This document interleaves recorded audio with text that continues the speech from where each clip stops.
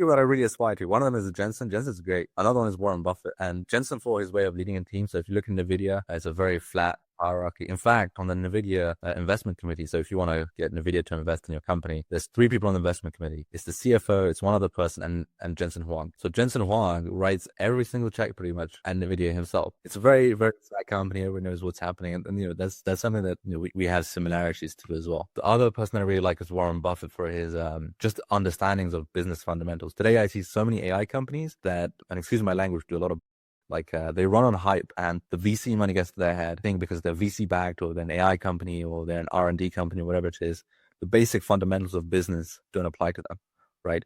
There's so many companies out there that still don't understand that you've got to make more money than you spend over any time period.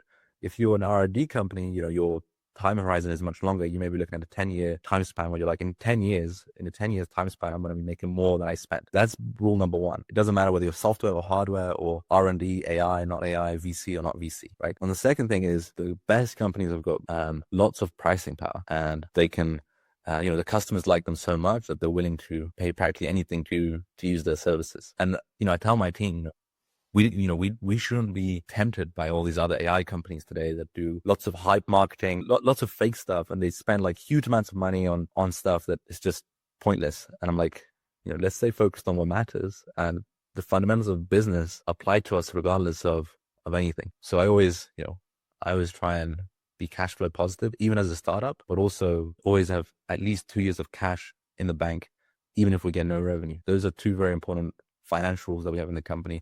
And yeah, we are still growing incredibly fast because we understand that the fundamentals of business still apply to us and we don't do bullshit hype marketing and stuff.